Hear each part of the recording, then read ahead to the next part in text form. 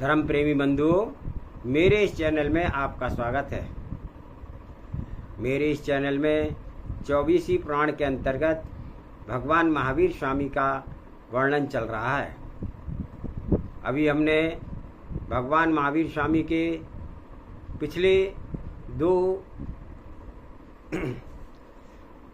भाग में उनके पूर्व भवों का वर्णन पढ़ा। अब हम उनके वर्तमान भाव का वर्णन पढ़ते हैं। इससे पहले मंगलाचरण करते हैं।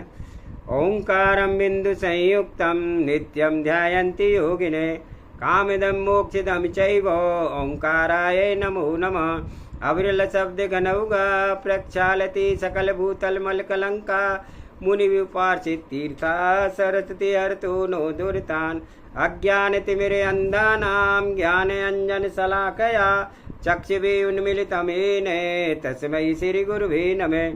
श्री परम गुरुवे नमः। परम्पराचार्य श्री गुरुवे नमः। सकल काल विध्वंसकं श्रेषां परिवर्धकं धर्म संबंधकं भव्य जीव मन प्रतिबोधकारकम् इदं शास्त्रं श्री 24वीं पुराण एतन्मूल ग्रंथ कर्तारा श्री सर्वज्ञ देवा तदुत्तर ग्रंथ कर्तारा श्री गणधर देवा प्रति गणधर देवा तेषां वचनाशारणमाशादे पंडित श्री पन्नालाल विरचितं मंगलम भगवान वीरो मंगलम गौतमो गणे मंगलम कुंद कुंदाद्यो जैन धर्मोस्तु मंगलम सर्वे श्रोत्रा सावधानत्र श्रवन्तु। इस प्रकार से पिछले उसमें हमने पढ़ा कि वह किस प्रकार से उन्होंने रिद्धिधारी मुनियों ने उस सिंह को बताया कि तुम आज से 10वें भव में तीर्थंकर होगे, और इसलिए उसने वह संन्यास पूर्वक मरण किया। और उसके बाद 9 भव उसने किस तरह बिताए वो हमने पढ़ा। आज आगे वर्तमान का परिचय आज हम आरंभ करते हैं। भगवान पार्श्वनाथ के मुख चले जाने के कुछ समय के बाद भारतवर्ष में अनेक मतांतर प्रचलित हो गए थे। उस समय कितने ही मनुष्य स्वर्ग प्राप्ति के लोभ में जीव जंतु पशुओं की यज्ञ की बलियों वेदियों पर चढ़ा करके उनके कितने ही विवत्स बौद्ध धर्म की क्षीण वादिता को अपना कर दुखी हो रहे थे, और कितने ही सांख्य न्यायिक तथा वेदांतियों के प्रपंच में पढ़कर के आत्महित के कोसों दूर भाग रहे थे। उस समय लोगों के दिमाग पर धर्म का भूत बुरी तरह से सवार था। जिसे भी देखो वह हर व्यक्ति को अपनी ओर अपने धर्म की ओर खींचने की कोशिश करता था। उद्दंड धर्मायुओं धर्म की ओट में अपना स्वार्थ गांठने लग रहे थे। मिथ्यात यामिनी की घना तिमिर सब ओर फैला हुआ था। उसमें दुष्ट उल्लू भयंकर रब करते हुए इधर उधर घूमते थे। आताताइयों के घोर आतंक से यह धरा आकुलित हो उठी थी। रात्रि के समय सघन तिमिर व्याकुल होकर के प्राय सभी सुंदर प्रभात का दर्शन करना चाहते थे। उसी समय सृष्टि प्राचीर की ओर चल रही थी। वे सत्रंश लोचन से पूर्व की ओर देखते थे कि प्रातःकाल की ललित लालिमा आकाश में कब फैलती है। किसी ने ठीक ही कहा है कि सृष्टि के क्रम जनता की आवश्यकता हुआ करती है। जब मनुष्य ग्रीष्म से लू से तप्त और व्याकुल उठते हैं, तब सुंदर श्यामल बादलों के आकाश की ओर आवर्त करने का पावश ऋतु आती है।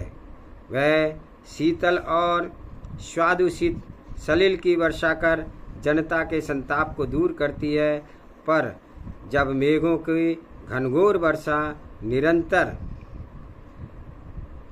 दुर्दिन, बिजली की कड़क और मेघों की गड़गड़ाहट और मलिन पंख से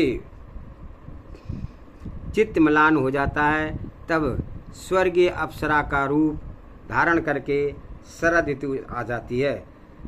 वह प्रतिदिन प्रातः समय बाल दिनेश की सुनहली किरणों से लोगों का अंतस्थल को अनुचरित कर देती है। जननी रजनी चंद्रमा की रजतमयी शीतल किरणों से अमृत बरसाती है, पर जब उसमें भी लोगों का चित्त प्रफुल्लित नहीं होता है, तब हेम, शिशिर और बसंत आदि ऋतुएं आकर के लोगों को आनंदित करने की चेष्टा करती हैं। रात के बाद दिन और दिन के बाद रात का आवागमन भी लोगों के हित के लिए है। दुष्टों का दमन करने के लिए महात्माओं की उत्पत्ति अनादि से सिद्ध होती आई है।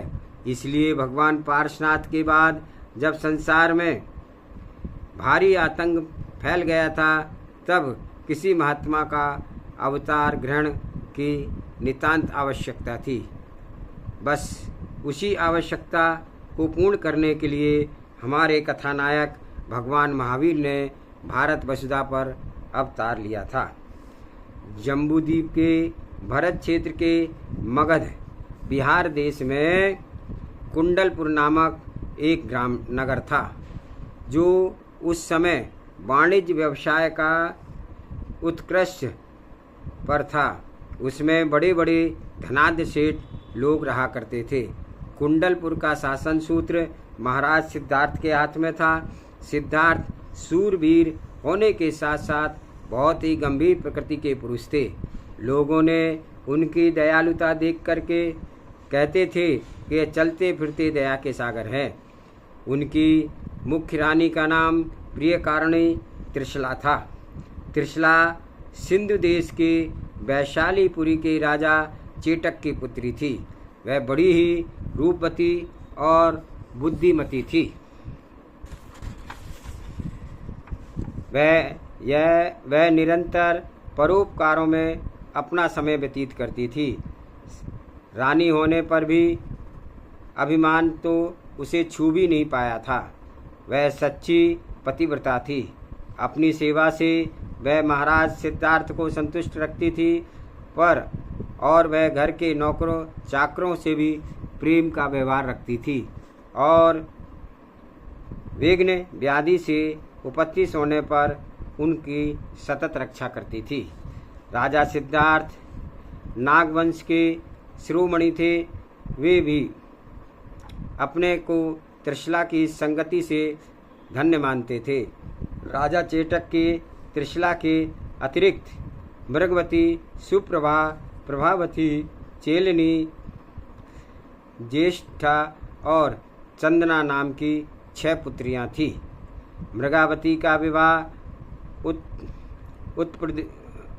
उत्स देश के कौशाम्बी नगरी के चंद्रवंशीय राजा शतानीक के साथ हुआ था।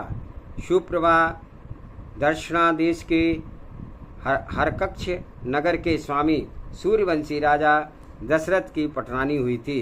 प्रभावती का विवाह संबंध कच्छ देश के राजा रोडुक नगर के स्वामी राजा उदयन के साथ हुआ था। प्रभावती का दूसरा नाम शीलवती भी प्रचलित था।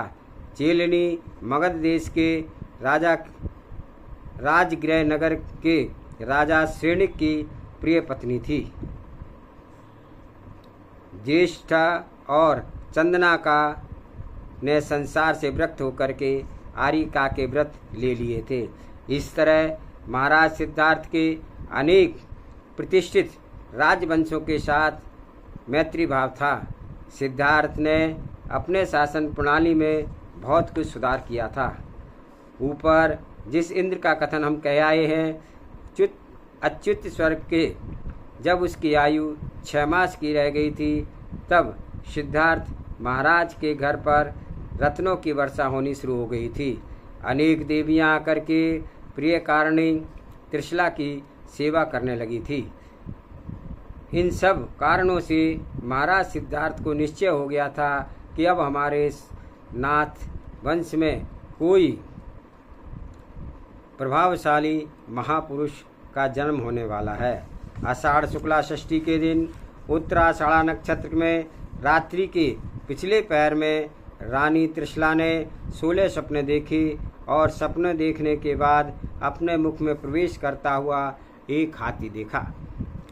उसी समय उस इंद्र ने अच्युत स्वर्ग से पुष्पोत्तर विमान का मोह छोड़ करके उनके गर्भ में प्रवेश किया। प्रातः होते ही रानी ने स्नान करके पतिदेव से सिद्धार्थ महाराज से सपनों का फल पूछा।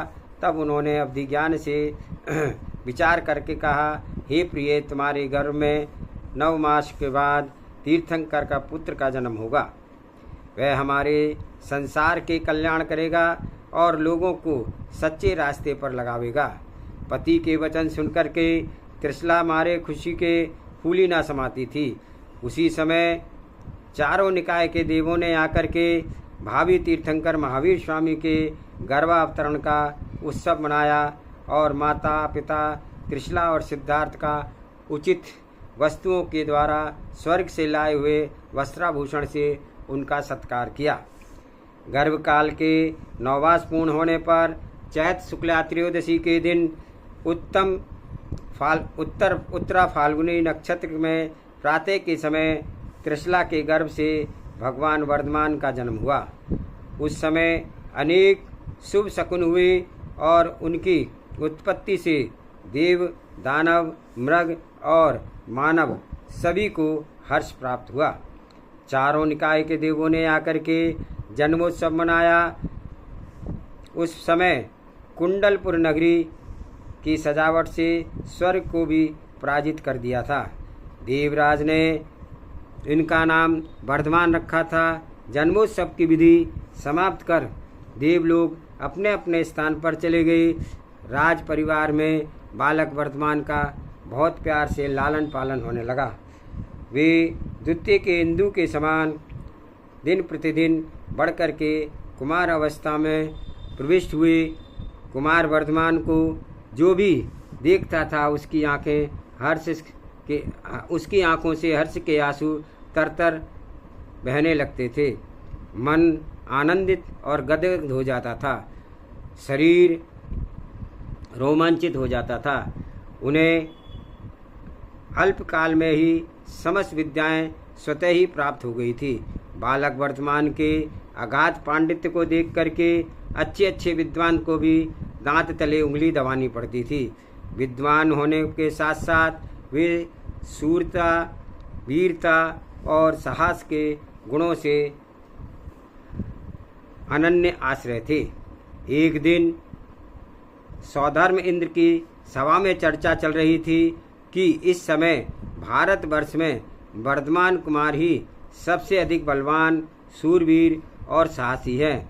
इस चर्चा को सुनकर के संगम नाम का एक कौतुकु देव ने कुंडलपुर आया और उस समय वर्धमान कुमार इष्ट मित्रों के साथ वृक्ष पर चढ़ने उतरने का खेल खेल रहे थे कि मौका देख करके देव ने एक भयंकर सर्प का रूप धारण किया और फुंकार मारता हुआ उस वृक्ष की जड़ से लेकर के स्कंद तक लिपट गया। नागराज की भयावही सूरत देख करके वर्धमान कुमार के सब साथी वृक्ष से कूद कूद करके भाग गए, पर वर्धमान ने अपना धैर्य नहीं छोड़ा। वे उसके विकराल फण पर पांव रखकर खड़े हो गए और आनंद से स्वच्छंदता से उछलने लगे।